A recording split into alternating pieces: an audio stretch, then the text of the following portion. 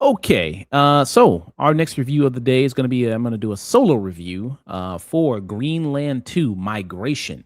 Of course, this is a sequel to the first Greenland movie. I don't believe I saw the first Greenland movie there. It was a disaster film there, starring Gerard Butler, who is back again. Him and the Grady family there with him, and then what's her name? Morena Baccarin. Morena Baccarin. Morena Baccarin there. And then also the kid who was from Jojo Rabbit is also in this as well. He looks completely different. I didn't recognize him at first. But you have Roman Griffin Davis, who's the child in this as well. So what this is about here, so they you have people who, after a comet hit, there was a huge natural disaster there, caused a disruption in the whole world there. These tsunamis, these other comets that have hit Earth there has basically just destroyed all its resources, completely made into this like apocalyptic type world where the air to breathe is dangerous and there's tons of radiation. And they live underground in a bunker. And after kind of events happen where the tectonic plates are shifting, it causes kind of like the destruction of their bunker. So they have to migrate. That's where you have migration coming from.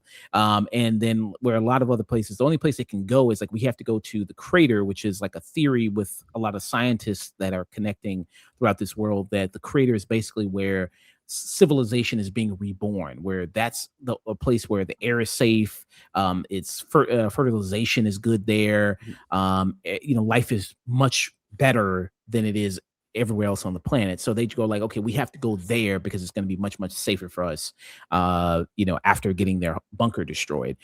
So them and this family and another group of people, you see them kind of do this huge journey from where they are in Greenland all the way to, because the crater is in Paris. It's in southern Paris, South Paris, I believe it was, they said.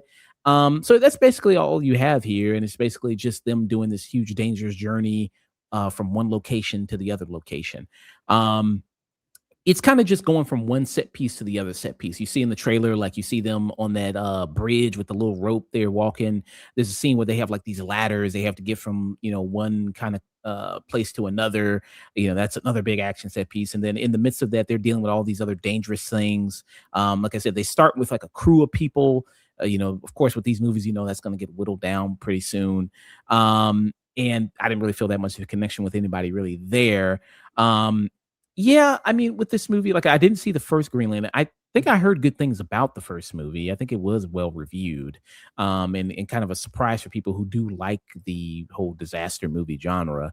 And then with this one, this is the kind of one of the luckiest families ever. Because like everything kind of works out in their favor.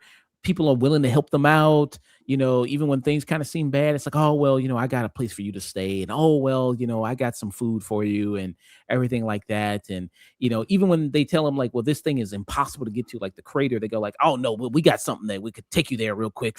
Fine. You know what I mean? And it's like, I get it's a movie and I get that these characters are the main characters, but damn, okay. They kind of hit the post-apocalypse lottery. Yeah. It's like, okay, a lot of stuff is working out for them in it. And like I said, this is about sometimes the spectacle of it, of them kind of facing kind of all these other big natural disasters, plus all the dangerous people. You have these marauders that come in and also kind of are hurting people. And, these people also are like overly good to the point where they don't have seem like real good survival skills. Like Morena Baccarin, there's a scene where they have to like escape from the bunker to get on the boats, but then when they get on the boats, like it's at capacity, like because you see people who get too many on the boat, it's like tips over, and then even though the boat is full, she's talking about, no, we can still get some more people in here, and it's like, no, the boat is gonna tip over, like you can't fit more people in here, so it's like, come on, you can't do that. So that's just kind of like, okay, you're a little too overly good and overly moral, especially for it, just like without kind of overruling logic, it seems like. I get it for like a post-apocalypse film. It's a genre that is very, I think, saturated with like trying to explore the worst of humanity, which, we get a lot of films like that. And we'll, talk about that later with 28 years later. And, I think this, isn't going for that.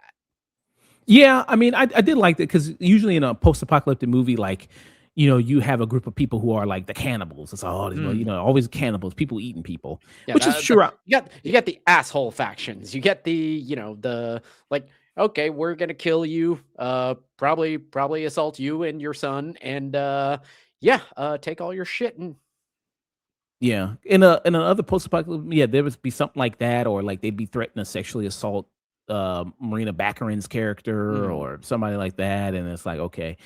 So I'm glad they didn't really do that because it's just such a trope and such a kind of cliched doomsday kind of apocalyptic movie type thing. So I did like that, but it just seems like how are people operating in this? Because I think they say it's been as many years since the first movie that this thing has been Mhm. going on, so like 5 years or so that this thing has happened. This comet has hit, but it's like how do they have all these resources? Like there's one person who they run into, who's running like an old folks like retirement home, and then she's taking care of the old people who have Alzheimer's and everything like that. And it's all just like, how are you still getting them food and everything like that? And where you getting these resources from? Like that's a big question in it.